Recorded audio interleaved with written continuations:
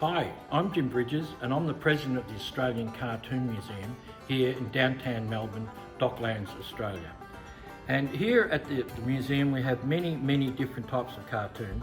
We've already made a film about Australian comic covers, but I wanted to show you this one. These are older Australian comic covers. And so you had this sort of style. Here is this. That's a send up of Mandrake the Magician, but he's Mudrake. And of course here he is, he's invented a pair of scissors to become a bird that chases people around. It sends up the original comic. Wanda the War Girl was pretty unpopular during the war. 4.5 pence. 4.5 pennies that was.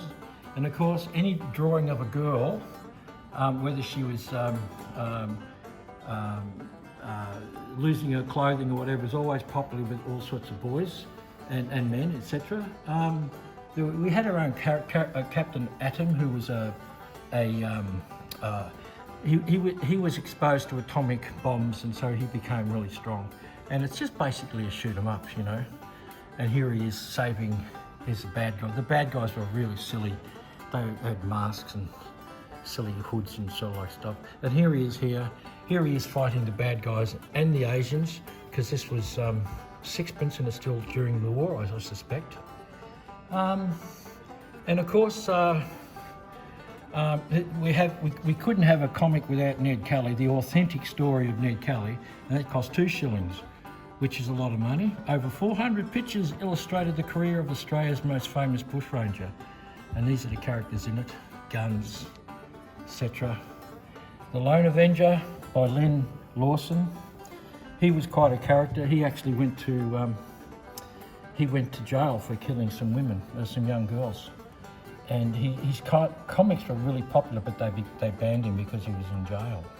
And of course you had the kangaroo. Here he is, a boxer. And you're making Hollywood type movies. Old fashioned, this is silent days. The comic probably came out in the 40s, I'd say. And you had all sorts of subjects. This is a science fiction comic, The Scorpion. This is obviously from the French Foreign Legion, and the Scorpion, he was a good guy, but he was always running around doing stuff. This is one of my favourite posters, comics. I read this as a child. #1, loved it. Didn't make any sense. He was some sort of society bloke who dressed up, and I don't know how his mask ever worked, because a mask can't work like that. He had that same hair, but he just put this mask on and it seemed to fit him perfectly.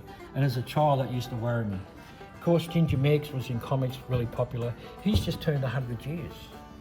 100 years of Ginger Meggs. And they were bigger comics. 2 shillings cost a lot of money, you know, in those days. This is another one. Ginger Meggs going off. And yeah, the bad guys tended to be Asian for some reason. I wonder why.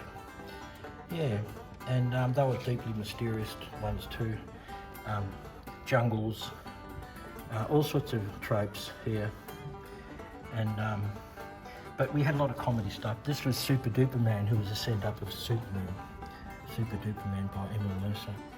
And of course we had the Saltbush Bill, which were turned into comics, which were just gags really. Well, they had a comic strip, and they were just about all the things that go on in the old bush days. Yeah, well, that's about it. But by today's standards, they were pretty racist and sexist cartoons. This was called The Bosun and Chocolate. Chocolate is a little black boy.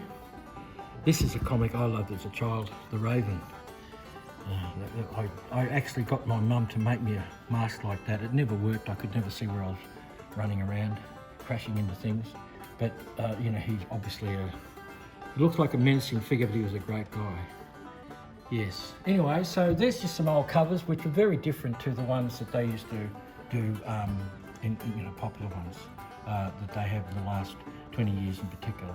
Just a different show, different styles.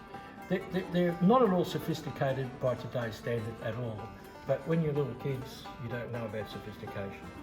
Okay, so this is Jim Bridges from the Australian Cartoon Museum saying see you next time.